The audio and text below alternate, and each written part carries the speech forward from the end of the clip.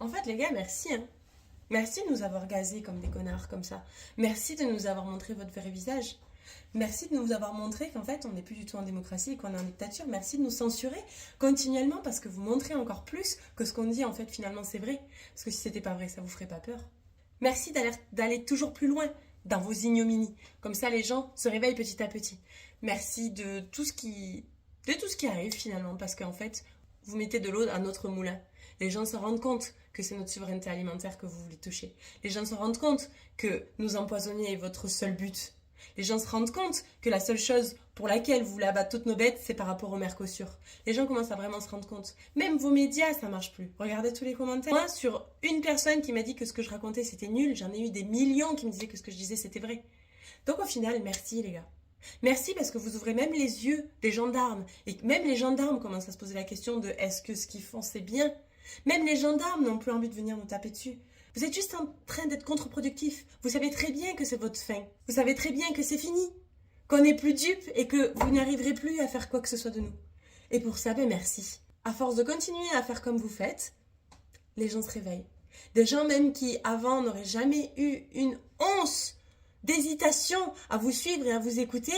Les gens qui pensaient qu'on était en démocratie et qui y croyaient, ces gens-là, maintenant, commencent même à retourner leur veste et à se dire « Mais attends, c'est quand même immonde. S'attaquer à des paysans, s'attaquer à des gens qui nourrissent la population. » Donc, en fait, ouais, merci les gars. Merci. Là, on est en train de vivre un tournant de l'histoire, c'est pas compliqué. C'est soit c'est eux, soit c'est nous. On est en train de le voir gros comme une maison.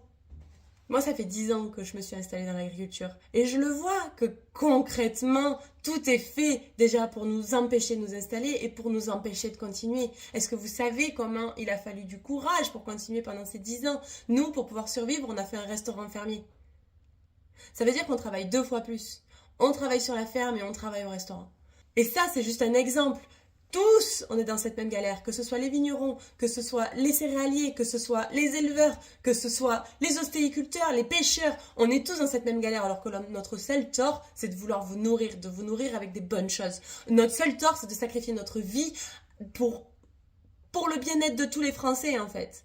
Donc au final, si merci parce que là on est en train de voir le vrai visage des syndicats. On le voit que la Confédération paysanne et que la coordination rurale, elle est vraiment là pour le peuple.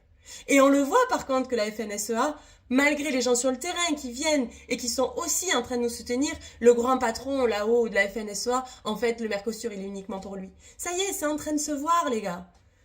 C'est en train de se voir que vous ne cherchez que l'argent et que vous n'êtes pas pour nous. C'est en train de se voir et plus personne ne peut le nier. Combien de messages je reçois des forces armées, que ce soit de gendarmes, de policiers, même de militaires, qui disent mais quand on envoie des forces armées sur des terrains privés avec des bombes lacrymogènes, lancer des bombes sur des gens qui sont à genoux parce qu'ils n'arrivent plus à joindre les deux bouts alors que notre seul tort c'est de vous nourrir, là on arrive à un point de non-retour qui n'est plus possible. On arrive à tuer 200 vaches alors qu'un protocole avait été annoncé et un protocole avait été mis en place et qu'on était vraiment pour faire en sorte que cette maladie, qui en plus, je le rappelle, ne tue que 1%, voire 5% du cheptel, peut être à un moment donné, là, ça se voit que voilà, votre seule solution a été de tuer, massacrer ces pauvres vaches, et pas que sur cette ferme, mais sur plein d'autres fermes. Là, c'est en train de se voir, les gars. Et pour ça, merci. Merci, parce que vous mettez la lumière sur vos actes de démons.